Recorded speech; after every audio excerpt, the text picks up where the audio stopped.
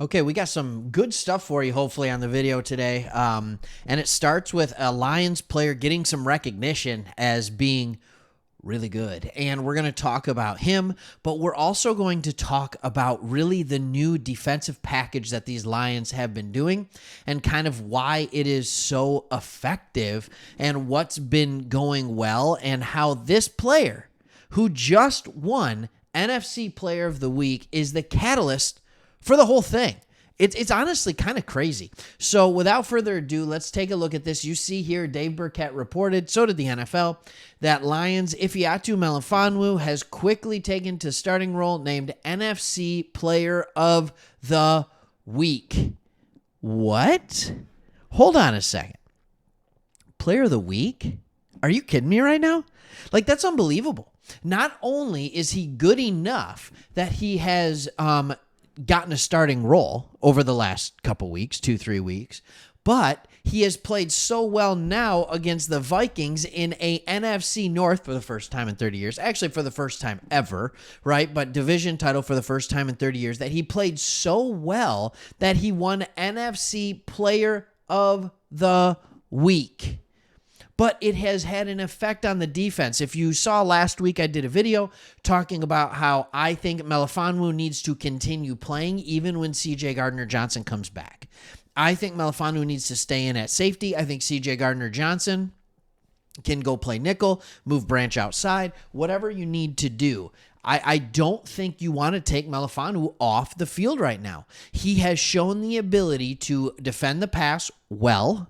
He has shown the ability to defend the run very well, all right? And now he has shown the ability, even beyond that, to rush the passer really well. Like, I don't know what else you can do. The dude is playing at a ridiculous level. Via PFF, he's overall grade of 82.4 with a run defense of 81, a pass rush of 92. Just the best on the team. No big deal. When he has the opportunity to rush the passer, which has only been 9 times, by the way, he is unbelievably good at his job. And his coverage is a 71.4. His coverage is a 71.4. These are via PFF. If you don't know what that is, basically what it does is it takes into account players. What are they doing? Are they doing their job on each given play? Kirby Joseph, for example, coverage this year, 50.9. Not good. So if you're going to take someone off the field, as weird as it is, it's Kirby Joseph. It's not Ifeatu Melifonwu. But then there was an article on MLive that was published earlier today, and it's talking about his promotion is starting to allow Aaron Glenn to open up the playbook. And it wasn't a surprise bringing him in. He said, I'll tell you what, if you watch this player in practice, when we go through some of our blitz looks and things like that, man, he does a heck of a job blitzing. All right, this is what Aaron Glenn said.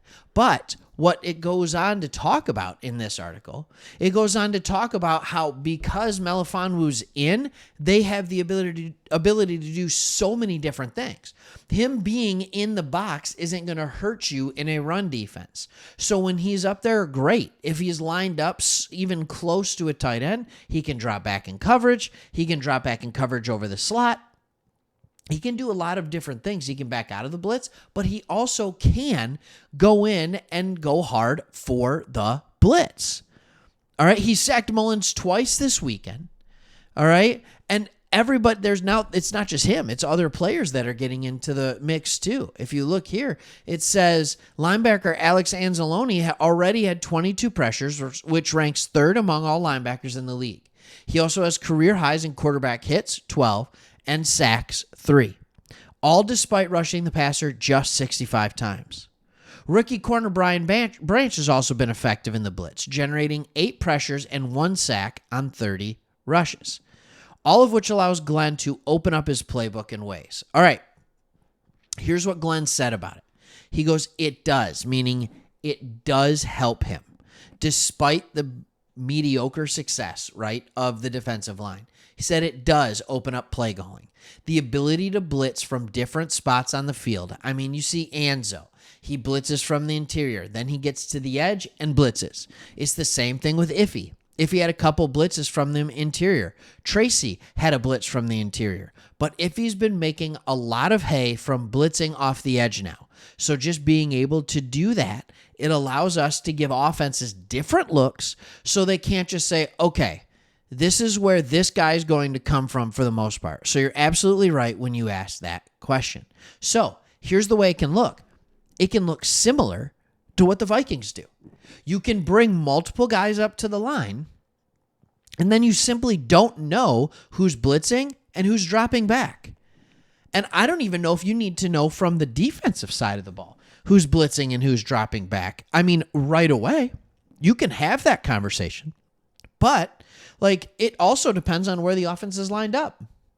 If you have Branch, Iffy, Anzalone, Walker, Campbell, if you have all these guys that have proven to be effective blitzers, you can bring them up to the line, and you only need to blitz one of them, maybe two of them, but you don't need to know where it's coming from. And depending on what the defense does, it can allow them to make those changes on the fly too. So those are the type of things that I think it's huge. And this is a difference maker. All right, this is a difference maker for the team. He went on to say, and this is the last quote I have from him, sometimes you just have it, Glenn said. And if he's the type of guy that just has it, I agree. And I will tell you this, he's learning to understand exactly how to blitz on a running back, because there's certain things that a back would do when you're barreling right at him. You have to understand that, and you have to be able to read it quickly and be able to understand how to make your moves. So, some guys just have it. He has it. And now, on top of just having it, he is now moving into a range where not only does he have it, but he's learning too. So he's learning that part. That's what the experience starts to get you. You have to ask yourself the question, do we have our safety of the future? Is it Ifeatu Melifonwu? He has the size. He has enough speed, right? He does. He has enough speed. He has the ability to play anything. He could be an absolute force in the middle of the field for us. I'm just telling you, I like it. So let me know what you think. Is Iffy your guy going forward? Is he the safety that you're nope, he's it? Are you still more excited about Kirby Joseph? Are you more excited about CJ Gardner-Johnson? When you look to the future, is Iffy one of those guys that you're no, that's a safety that I want our team for a long time? And that's just a testament to bringing a young guy along that played corner at Syracuse, played almost strictly, I believe they play zone coverage there. And now here he is in the NFL just doing tons of different things in his third year, and it's clicked. All right, hope you enjoyed the video. Hey, remember, we're early. We're Saturday. We got a Saturday game this week. Love it. All right, hopefully we'll see you afterward, after the game live. Like, subscribe, comment. See ya.